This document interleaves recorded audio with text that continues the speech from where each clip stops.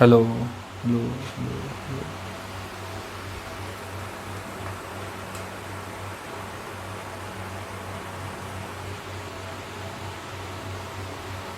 बड़े अच्छे बन गया। बोलो जी। कैमरा में देख के भी बोल देते हैं भाई, ऑनलाइन व्यूअर्स भी पढ़ते रहिए अच्छे से, है कि नहीं? हाँ, कुछ लोग कहते हैं सर सामने भी देख लिया कीजिए। बोले ठीक है देख लेंगे भाई, क्या दिक्कत है, कौन सा पैसा लग रहा है सामने देखने में। चलिए आज क्वेश्चन बता रहे हैं हम आप लोग को वर्ड ऑर्डर पे।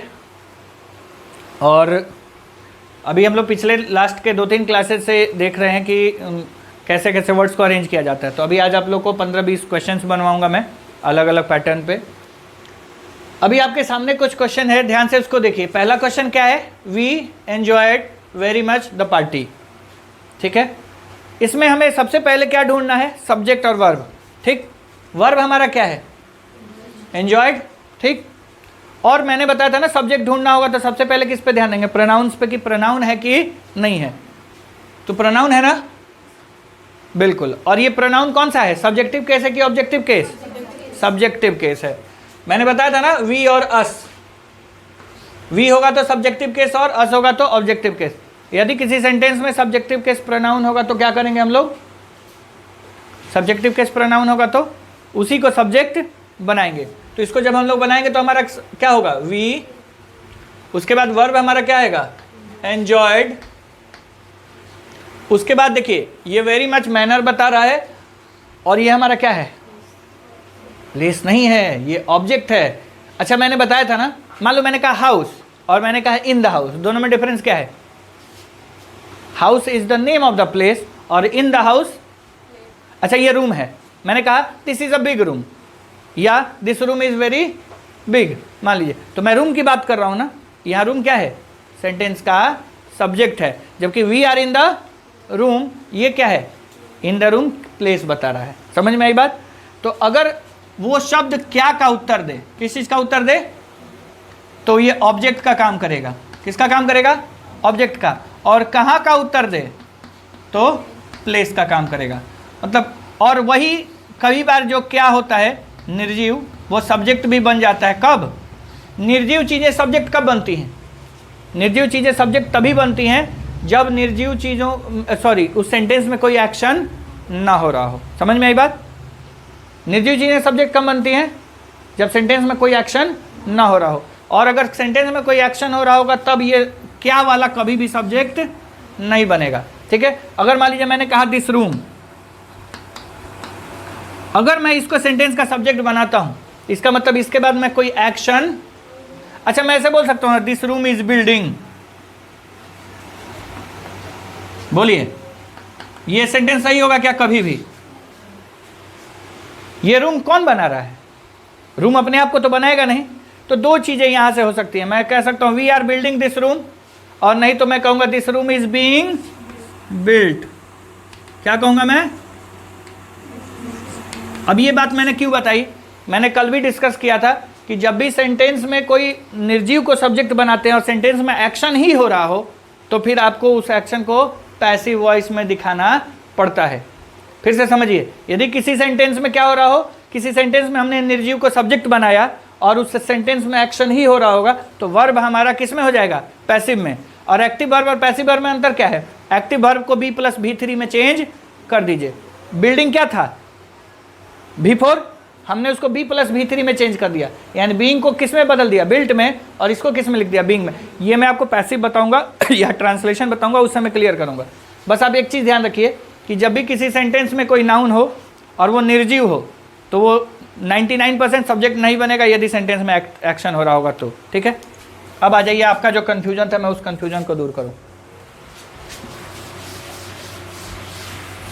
कन्फ्यूजन ये था कि पार्टी क्या है। आप जरा गौर कीजिए, मैं इस सेंटेंस की हिंदी करने की कोशिश करता हूं। हम लोगों ने एंजॉय किया, क्या एंजॉय किया जरा बताइए तो? कितना एंजॉय किया या कैसे एंजॉय किया? बहुत अच्छे से। ठीक, अब गौर कीजिए जरा, इस पार्टी का क्या क्वेश्चन क्या बन रहा है? कहाँ की क्या? कहाँ, मैंने कहाँ एंजॉय किया कि क्या एंजॉय किया? हाँ, अगर सेंटेंस इन द पार्टी होता, इसमें क्या होता? इन द पार्टी। आपको एक चीज और बता दूं, ये एक्चुअली है तो प्रोनाउन का रूल, किसी को पता है क्या? यदि इस पार्टी की जगह इन द पार्टी होता तो ये सेंटेंस सही नहीं होता। क्यों सही नहीं होता? इंजॉयड एक ऐसा वर्ब है, या ऐसे और भी वर्ब है जिसके साथ या तो ऑब्जेक्ट होगा, और ऑब्जेक्ट नहीं होगा तो रिफ्लेक्सिव प्रोनाउन का प्रयोग किया जाएगा।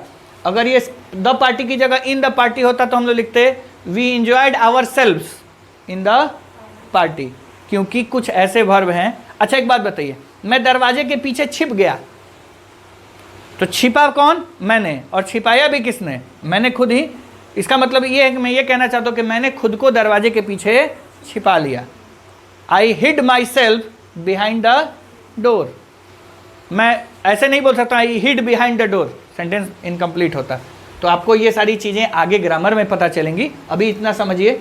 और कल मैंने आप लोगों को एक और बात बताई थी ना, कि प्लेस और टाइम बताने वाले ज़्यादातर नाउन्स के पहले क्या लगाया जाता है?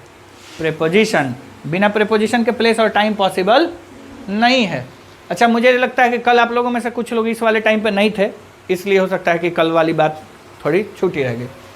अब एक चीज़ और आप लोगों को क्लू बता दूं, A N the, A N और द, और कुछ संख्या और मात्रा सूचक शब्दें जैसे 1 2 3, ठीक है।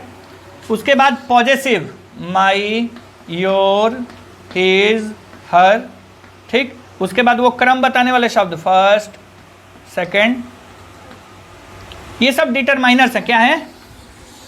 ये आर्टिकल में आता है। ये सब सारे के सारे एक्चुअली किस फैमिली से हैं? एडजेक्टिव की फैमिली से हैं। ये सारे किस फैमिली से हैं? एडजेक्टिव की फैमिली से। एडजेक्टिव की फैमिली में वो मेंबर्स जो सिर्फ और सिर्फ नाउन के बारे में, उसके पोजीशन के बारे में बताएं। ध्यान से सुन लीजिए, ये बहुत इंपॉर्टेंट काम आएगा आप लोगों को सब्जेक्ट ऑब्जेक्ट पहचानने में। एडजेक्टिव्स का काम क्या होता है?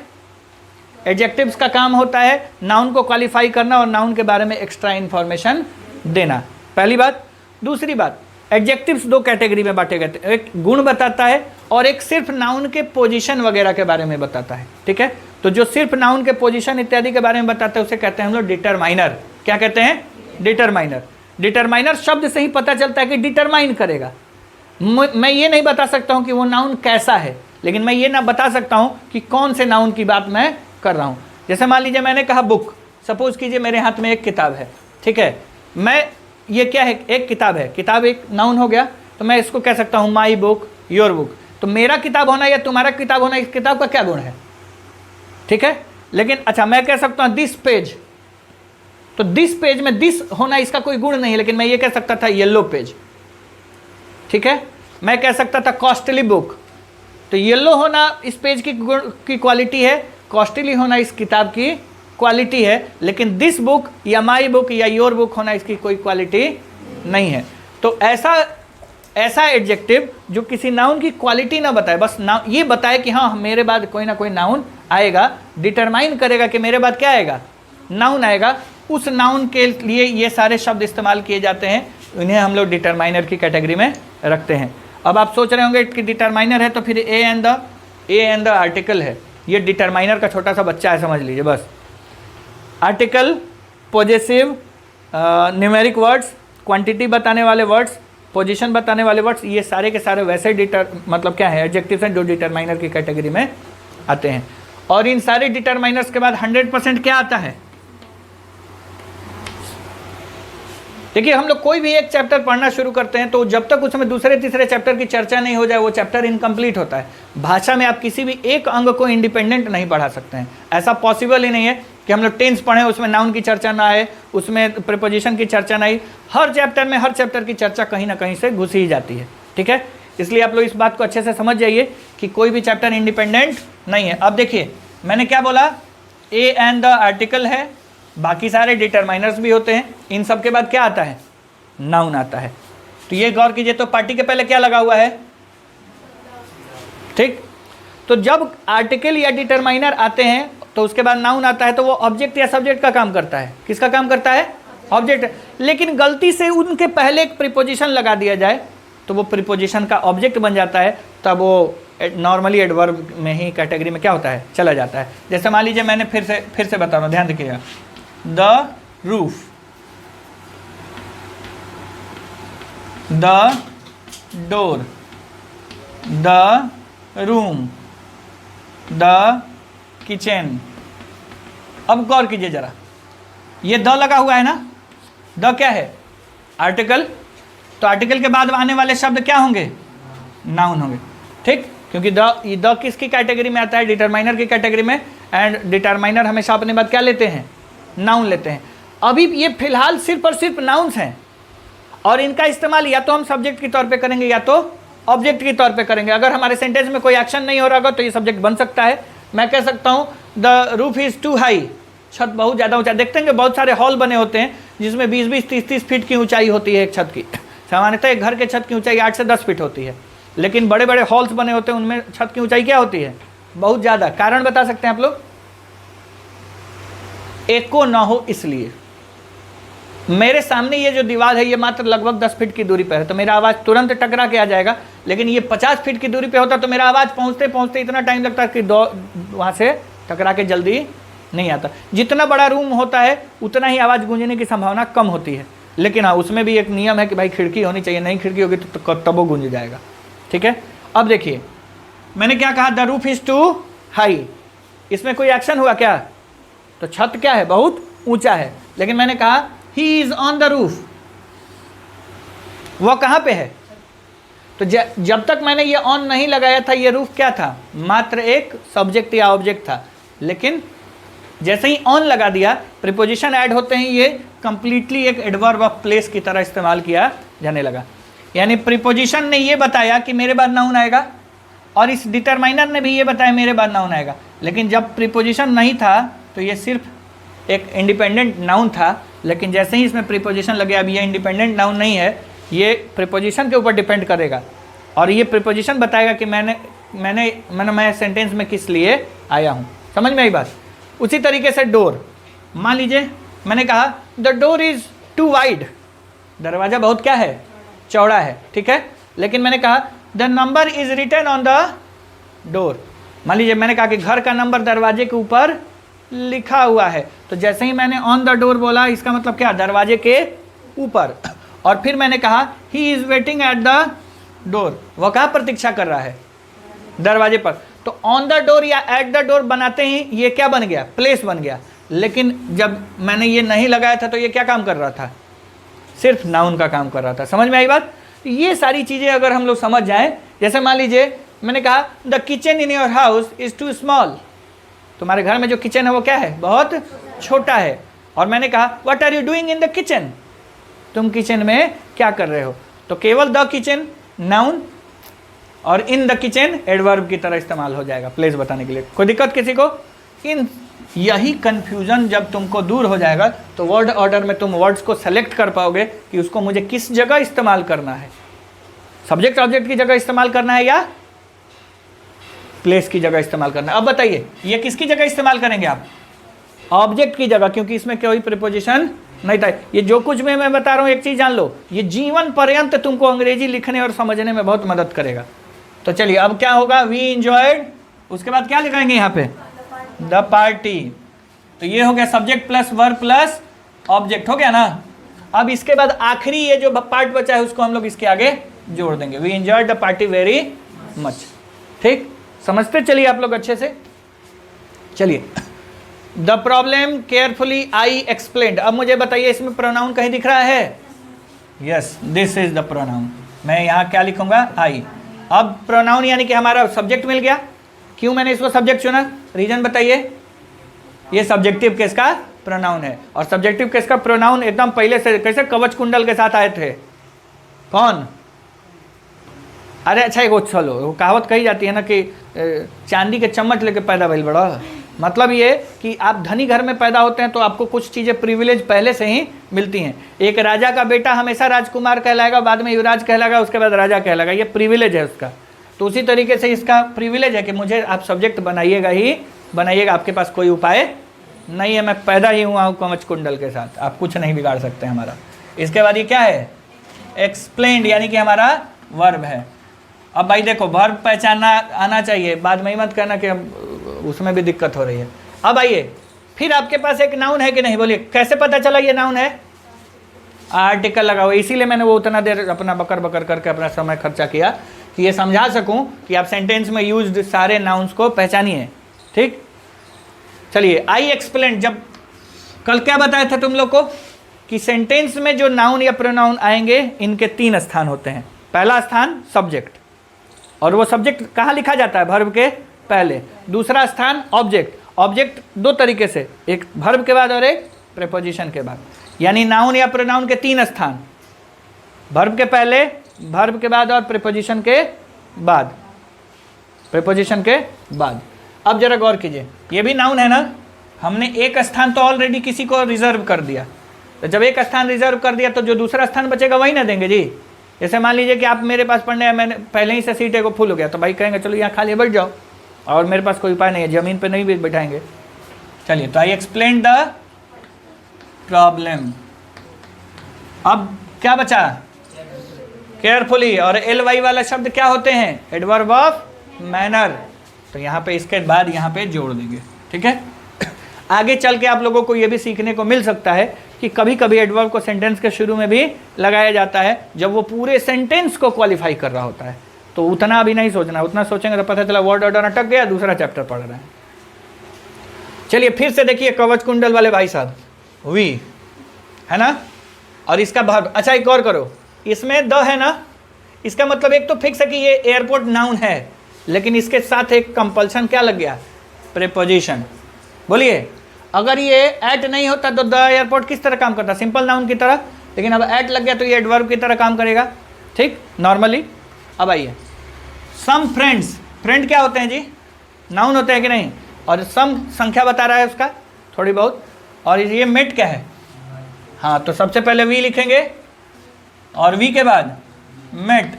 अब बताइए, ये प्लेस है और ये एक नाउन है, इसमें इस नाउन में कोई प्रीपोजिशन लगा है क्या? नहीं। तो जिस नाउन में प्रीपोजिशन नहीं लगा होगा वो सब्जेक्ट नहीं तो ऑब्जेक्ट। तो वर्ब के बाद पहला अधिकार किसका होता है? ऑब्जेक्ट का। तो क्या लिखेंगे यहाँ पे? Some friends. चलिए, इसके बाद ये बचे प्लेस, आगे लगा देंगे yes, we met some friends at the airport. समझ में आ रहा है ना सबको? हाँ, कंफ्यूज नहीं होना है। अब आइए, did you by in England that jacket, और देखिए यहाँ पे क्वेश्चन मार्क है। तो लगे हाथ, हाथ कंगन को आरसी किया, पढ़े लिखे को फारसी किया। चलिए सिखा देते हैं आप लोग को कि हेल्पिंग वर्ब्स, हेल्पिंग। अच्छा, सबसे शुरू में 2-3 क्लास 4 क्लास पहले मैंने एक बात बताया था कि सेंटेंस और क्लॉज में, या सेंटेंस क्लॉज और फ्रेज में एक बहुत बड़ा डिफरेंस होता है। अगर तीनों की परिभाषा में कुछ कॉमन खोजा जाए तो sentence is a group of word, clause is a group of word and phrase is also a group of word. तीनों की परिभाषा में ये कॉमन था ना। अच्छा, फ्रेज में मान के चलिए कि फ्रेज को हम लोग इस तरीके से बाहर निकाल सकते हैं कि उसमें कोई सब्जेक्ट वर्ब नहीं होता है, इसीलिए उसको क्या बोलते हैं? फ्रेज। तीनों में कॉमन क्या है? Group of word. तीनों में एक चीज एक छट गया, कौन? फ्रेज। क्यों छट गया? क्योंकि उसमें कोई सब्जेक्ट वर्ब नहीं होता है। तो ये मान लीजिए फ्रेज में सब्जेक्ट वर्ब नहीं आता तो आधा डेफिनेशन है, लेकिन सेंटेंस में और क्लॉज में तो ये कॉमन है ना जी। क्लॉज का भी अपना सब्जेक्ट और वर्ब होता है और सेंटेंस का भी अपना सब्जेक्ट और वर्ब होता है, लेकिन दोनों में एक बहुत बड़ा अंतर है जो किताबों में डेफिनेशन के रूप में आपको नहीं मिलेगा, जो मैं आपको बता रहा हूँ कि सिर्फ और सिर्फ सेंटेंस ही फुल स्टॉप या क्वेश्चन मार्क जैसे चीज़ों से ख़त्म होता है। आप 100 वर्ड्स का एक सेंटेंस लिख दीजिए, बीच में अगर एक भी फुल स्टॉप आपने नहीं लगाया, सीधे कहाँ लगाया? लास्ट में, तो वो कंप्लीट सेंटेंस वहाँ से वहाँ तक लास्ट में, यहाँ से मान लीजिए शुरू हुआ, मान लीजिए मैंने यहाँ ही लिख दिया और यहाँ क्या लगा दिया? Full stop. तो ये सेंटेंस यहाँ से यहाँ तक माना जाएगा। बीच में आप कुछ भी लिख दीजिए, सैकड़ों शब्द लिख दीजिए, फ्रेज लिख दीजिए, क्लॉज लिख दीजिए, डजंट मैटर। क्लॉज कभी भी फुल स्टॉप से या क्वेश्चन मार्क से समाप्त नहीं होते हैं। तो 3 गो फाइनल मार्क होता है। एक गो फाइनल मार्क होता है फुल स्टॉप जो असर्टिव के लिए है रजिस्टर्ड, एक वो फाइनल मार्क होता है क्वेश्चन मार्क, ये इंटरोगेटिव के लिए रजिस्टर्ड है, एक एक्सक्लेमेशन मार्क है। ये भाई साहब थनी क्या बोलते हैं, डायलेमा में रहते हैं, कभी वर्ड के साथ आ जाते हैं, कभी सेंटेंस के साथ भी। अगर सेंटेंस के साथ आएंगे तो इसको हम लोग एक्सक्लेमेटरी सेंटेंस या ऑप्टेटिव सेंटेंस में रखते हैं, जो टाइप्स ऑफ सेंटेंस में पढ़ेंगे इसके बाद। तो आप गौर कीजिए जरा, मैंने क्या बोला, फुल स्टॉप। तो क्लॉज जो होगा वो फुल स्टॉप से ख़त्म नहीं होगा। तो इसका मतलब अगर किसी सेंटेंस में एक से ज़्यादा वर्ब हैं, सबका अपना अपना सब्जेक्ट है, तो ये ध्यान रखना होगा कि वो कई सारे क्लॉजेज में बटा हुआ है। ये फिर से बाद में हम एक्सप्लेन कर देंगे, नहीं तो आप लोग पीछे के वीडियोज़ को थोड़ा सा वॉच कर लीजिएगा, समझ में आ जाएगा। अब ये देखिए, ये क्या है जी, क्वेश्चन मार्क है। तो क्वेश्चन मार्क होने का एक फिक्स मतलब है कि आपकी सहायक क्रिया हमेशा सेंटेंस में कहाँ होगी, सबसे पहले। और अगर WH वर्ड यानी वाट वेयर वगैरह लगा रहेगा तो ये सबसे पहले आएगा, और ये नहीं रहेगा तो हेल्पिंग वर्ब सबसे पहले आएगा। तो इसमें WH वर्ड कहीं दिख रहा है नहीं ना, तो फिर आपके पास क्या है, डिड हेल्पिंग वर्ब। मैंने कल बताया भी था हेल्पिंग वर्ब के बारे में कि कौन कौन से वर्ड हेल्पिंग वर्ब में काउंट होते हैं। तो ये सेंटेंस किससे शुरू होगा, डिड से शुरू होगा। अब इसके बाद सब्जेक्ट, सब्जेक्ट कौन है जरा बताइए तो। अच्छा, यू तो भाई डबल रोल में आता है ना, सब्जेक्ट भी और ऑब्जेक्ट, यानी सब्जेक्टिव केस भी है और ऑब्जेक्टिव केस। लेकिन इसके अलावा बताइए तो, एक है दैट जैकेट, ये एक नाउन है हमारा, लेकिन ये सजीव है कि निर्जीव है। तो जैकेट अपने आप को खरीद सकता है क्या, तो इसका मतलब ये निर्जीव है, तो ये क्या बनेगा, ऑब्जेक्ट बनेगा। एक नाउन और है, लेकिन ये गलती से किसके साथ आया हुआ है, प्रीपोजिशन के साथ, तो ये तो प्लेस में चला जाएगा या टाइम में चला जाएगा। तो इन इंग्लैंड, इंग्लैंड जगह का नाम है और प्रीपोजिशन लग गया तो ये जगह बताएगा, फिक्स हो गया। इसका मतलब आपका सब्जेक्ट कौन है, यू है। तो डिड यू और उसके बाद verb by, did you by. अब बताइए, वर्ब के बाद ऑब्जेक्ट पहले कि प्लेस पहले, तो यहाँ क्या लगाएंगे, दैट जैकेट, और उसके बाद इन इंग्लैंड। समझते जाओ, समझते जाओगे तुम लोग का काम आसान होते जाएगा। चलिए इसके बाद अब आ जाते हैं नेक्स्ट 5 नंबर में, एवरी डे। ये तो जन्मजात समय बताने वाला शब्द है। Do the same thing we, फिर मिल गया वही कवच कुंडल वाला वी। तो इसको हम लोग सबसे आगे लिखेंगे ना, इसको पहले मिटा दें, जगह बनाए बाकी के लिए।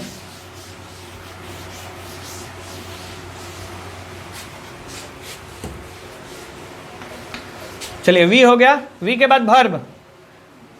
अब आप सोच रहे होंगे ये डू, देखिए इसमें क्वेश्चन मार्क नहीं ना दिया था, तो ये डू यहाँ मेन वर्ब है, हेल्पिंग वर्ब नहीं है, और अकेला वर्ब हमेशा मेन वर्ब होता है। तो वी डू। अब बताइए, वर्ब के बाद द लगा है यहाँ पे, इसका मतलब इसमें से कहीं ना कहीं कोई ना कोई नाउन है, लेकिन इसके पहले कोई प्रीपोजिशन नहीं लगा हुआ है। तो ये नाउन अब क्या काम करेगा, ऑब्जेक्ट का, क्योंकि सब्जेक्ट का जगह तो फुल है। तो कहाँ लिखेंगे, वर्ब के तुरंत बाद। अब आ जाइए, क्या बचा, टाइम, एवरी डे।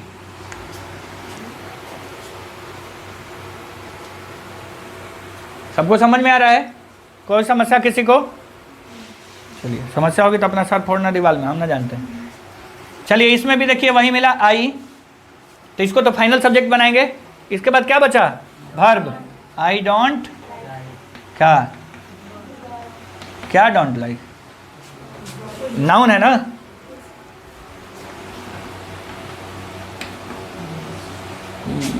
ये मत कह देना I don't like your teaching, तो मार के फोड़ देंगे यहीं पर, इतना मेहनत कर रहे हैं। I don't like football very much. चलिए अब नंबर आ गया क्वेश्चन नंबर 7। अच्छा इसमें एक चीज़ बताइए, to work every day. Every day क्या है जी, टाइम है। अब ये टू वर्क क्या है बाद में सोचेंगे, वर्ब हमारा क्या है, वॉक। और इसके बाद कौन जी है, ललिता पवार। तो ललिता नाम है, और ये का जानवर का नाम है, आदमी का नाम है, कुत्ता पालेंगे कल ललिता नाम रख देंगे, क्या दिक्कत है। नहीं तो ललिता नाम है सजीव का, तो सजीव हमेशा सब्जेक्ट बन सकता है ना। और चलने को तो भाई कुत्ता भी चल सकता है, आदमी भी चल सकता है, तो ललिता वॉक्स। ठीक। अब एक चीज़ बताइए, अगर हम चलेंगे तो हमारी मंजिल कहीं ना कहीं तो होगी ना, तो इसकी मंजिल क्या है। अच्छा, I am going to Patna, उसी तरीके से I am going to work, तो I am Lalita walks to, ये प्लेस बता रहा है, क्या बता रहा है। अच्छा, और ये क्या है, एवरी डे। देखिए एवरी डे भी एक्चुअली फ्रीक्वेंसी होने के बावजूद भी, एवरी डे और डेली, कल बताए थे ना, तो कल थोड़ा सा आप लोगों को शायद भूल गए थे बताना कि एवरी डे और डेली ये फ्रीक्वेंसी होने के बावजूद भी कहाँ लिखे जाते हैं? अंत में लिखे जाते हैं। कहाँ लिखे जाते हैं? अंत में। चलिए अब आइए, एट द होटल, फिर वहीं द होटल तो नाउन था, लेकिन एट क्या है? प्रीपोजिशन, इसका मतलब ये प्लेस बताएगा। ये आ गया, फिर ये अर्ली क्या है? टाइम है। और अराइव्ड, अराइव्ड क्या है? चलिए अब आ जाइए, आई अराइव्ड, सब्जेक्ट प्लस वर्ब हो गया। क्या इसमें कोई दूसरा नाउन है? इसको नाउन में काउंट नहीं करना है, ये प्लेस में काउंट होगा। तो क्या इसके अलावा कोई नाउन है? यानी इस सेंटेंस में कोई ऑब्जेक्ट नहीं है। तो अब आपके पास क्या बचा? प्लेस और टाइम। अब बताइए मुझे, पहले प्लेस की पहले time? PT, I arrived at the hotel early. Any problem? चलिए अब दो ऑप्शन, अब दो क्वेश्चन, सॉरी। जूलिया, ये अंग्रेजी वाला है जूलिया, भोजपुरी वाला नहीं है। अरे जूलिया, वो वाला जूलिया नहीं है, ये जूलिया है, ठीक है। भोजपुरी में हम लोग खींच के किसी नाम को बोल देते हैं ना, वो नहीं है। तो जूलिया नाम है, तो जूलिया क्या करेगी? जाएगी। जूलिया गोज, और एवरी ईयर टू इटली। अब बताइए कहाँ जाएगी और कब जाएगी? हाँ, तो पहले प्लेस के पहले टाइम, हाँ, उसके बाद एवरी ईयर, यहाँ लिख दीजिएगा एवरी ईयर। 10th क्वेश्चन, फिर से वही मिला, subjective case pronoun we, we के बाद हैव लिव्ड होगा ना, वी हैव लिव्ड, कहाँ?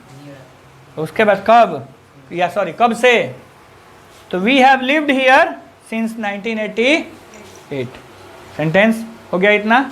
चलिए इसको फाइनल मिलाइए, इसके बाद देखते हैं। समय बचा होगा तो और भी क्वेश्चन बनवाएंगे, नहीं बचा होगा तो जय सीताराम। कितना मिनट हो गया? 28। बताना शुरू कर रहा हूं मैं। चलिए पहले क्वेश्चन में इन लंदन, इन लगा हुआ है तो प्लेस बताएगा। सुनीता क्या है? नेम है, और आदमी का नाम है। इधर ध्यान दीजिए, इधर सारे लोग। फिर इन लगा हुआ है इसमें, इन 1960, तो ये प्लेस बता रहा है, और ये क्या बता रहा है? और ये हमारा क्या है? वर्ब। तो सब्जेक्ट पहले सुनीता, सुनीता वाज बॉर्न, पहले प्लेस की पहले टाइम, यस, तो इन लंदन इन 1960, ठीक है। चलिए दूसरा, पवन, उसके बाद didn't go to work yesterday. Hello, हाँ कौन? हाँ बोलो। तब 5 मिनट के बाद थोड़ा क्लास ले रहे हैं, हम कॉल करते हैं 5 मिनट के बाद। चलिए हाँ, तो शुरू करते हैं। पहला क्या था? In London Sunita in 1960 was born, तो ये हमारा सब्जेक्ट हो जाएगा, सुनीता वाज बॉर्न। चलिए मैं नंबरिंग कर देता हूँ, 1 2 3 4, ठीक है। अब इसमें आइए, ये वर्ब है, ये टाइम है, ये प्लेस है। 1 2 3 4 कर लीजिएगा आप लोग।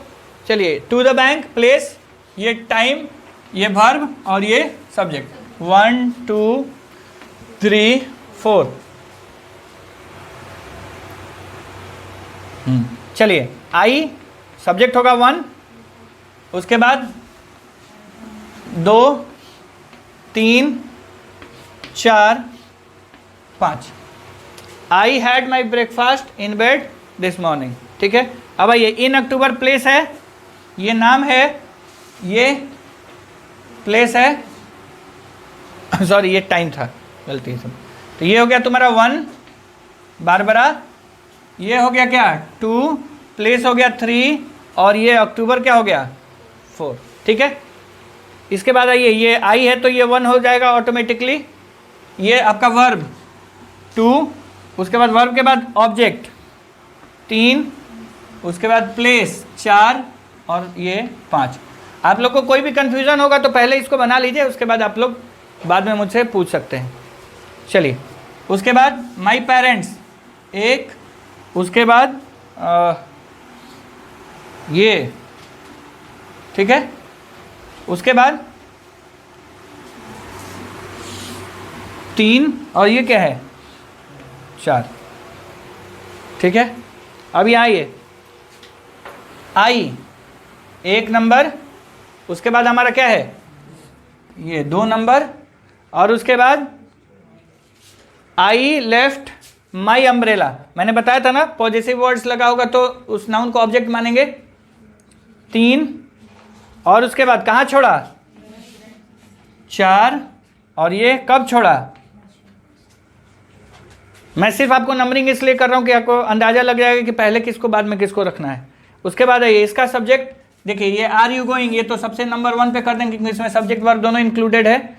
उसके बाद कहाँ सिनेमा 2 नंबर पर, और टुमारो इवनिंग 3 नंबर पर। इसमें आइए आई 1 नंबर पर, टुक 2 नंबर, उसके बाद ये चिल्ड्रेन 3 नंबर, कहाँ 4 नंबर, और कब। अच्छे से देख लीजिए आप लोग मार्किंग, और जो भी कंफ्यूजन हो इसलिए मार्किंग कर रहे हैं क्योंकि एक बार अगर जिसने नहीं बनाया है वो एक बार खुद से फिर बनाएगा, मीनिंग निकालेगा। और उसके बाद आप लोग को एक चीज़ मैं बताऊंगा अभी इसके बाद नेक्स्ट क्लास में, ऑर्डर ऑफ एडजेक्टिव, ठीक है। ऑर्डर ऑफ एडजेक्टिव में पूरी तरीके से एडजेक्टिव कैसे अरेंज किया जाता है सिखाने के बाद, और तब मैं चलूँगा ट्रांसलेशन की ओर। इन सारी चीज़ों का इस्तेमाल इंग्लिश टू हिंदी और हिंदी टू इंग्लिश बनाने में कैसे किया जाएगा, इस रूल का इस्तेमाल, और इतना समझ जाओगे तब फिर हम लोग बढ़ेंगे वर्ब की तरफ, या थोड़ा बहुत नाउन प्रोनाउन अगर कुछ उसमें ज़रूरत होगा तो ऐसा वर्ब की तरफ डायरेक्ट चलेंगे। सब्जेक्ट ऑब्जेक्ट तो समझ गए।